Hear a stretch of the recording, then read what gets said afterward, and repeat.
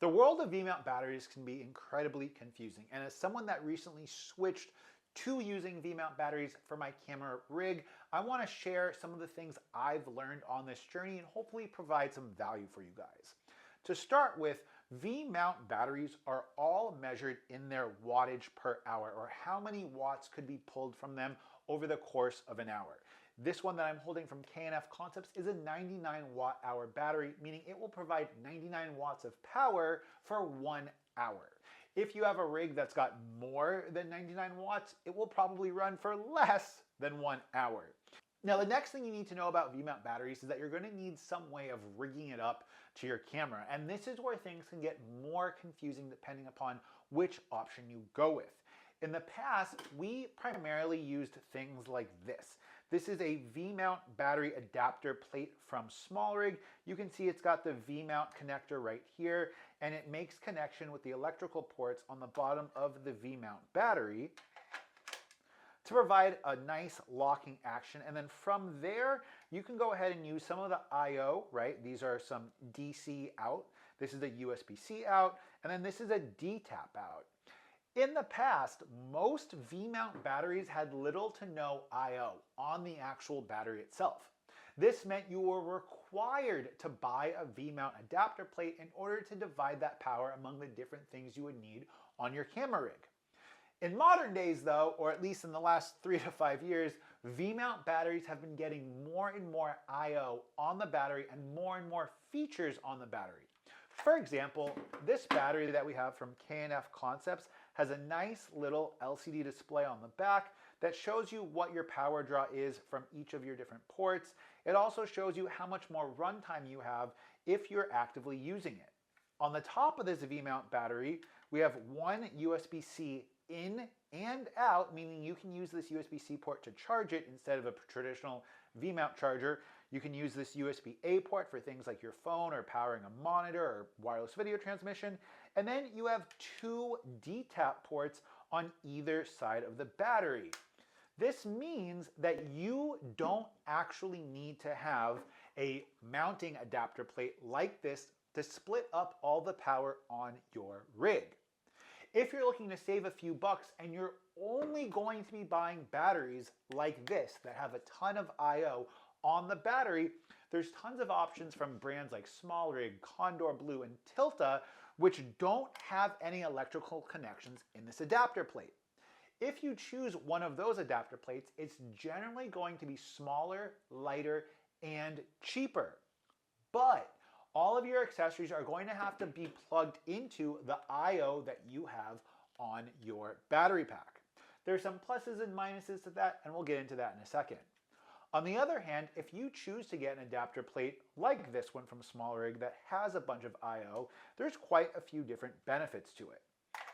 First and foremost, we have the ability to go ahead and turn everything on and off with one button. That said, if you are using anything that's drawing power off the vmount battery, obviously turning this on and off isn't going to do anything. It's going to have some DC out ports, and those DC out ports are going to allow you to power different things that need different power requirements.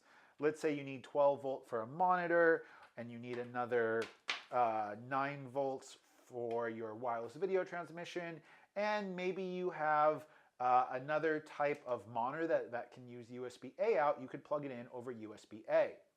This would essentially allow you to power everything over this one battery mounting point and really just connect it and disconnect it really seamlessly at powering everything on and off at one time. That said, this adapter plate is on the pricier end, coming in at right around $100.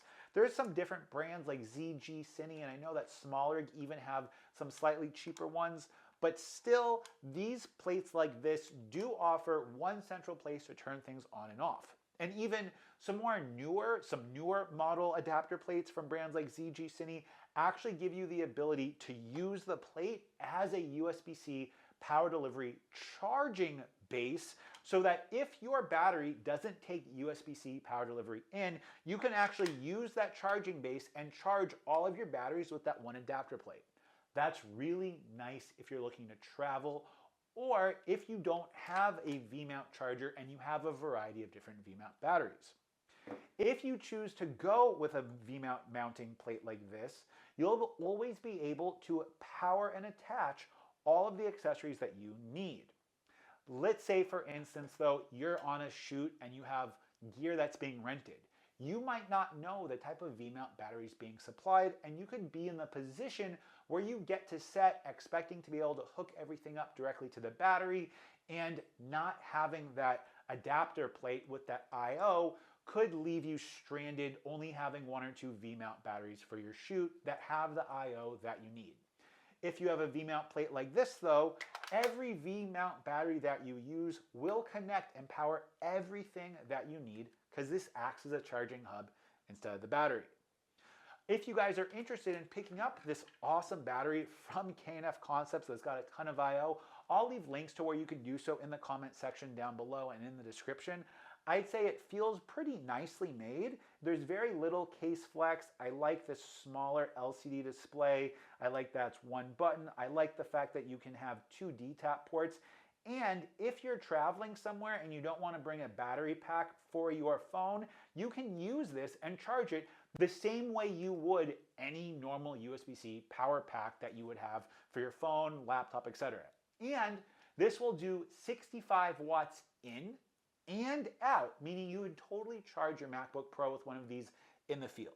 Now, if this video provided value and if you enjoyed it, go ahead and leave the video a thumbs up. It's the best way to tell the YouTube algorithm that you like the content here and to share it with new and more people. Until next time, it's been Mitchell. Peace.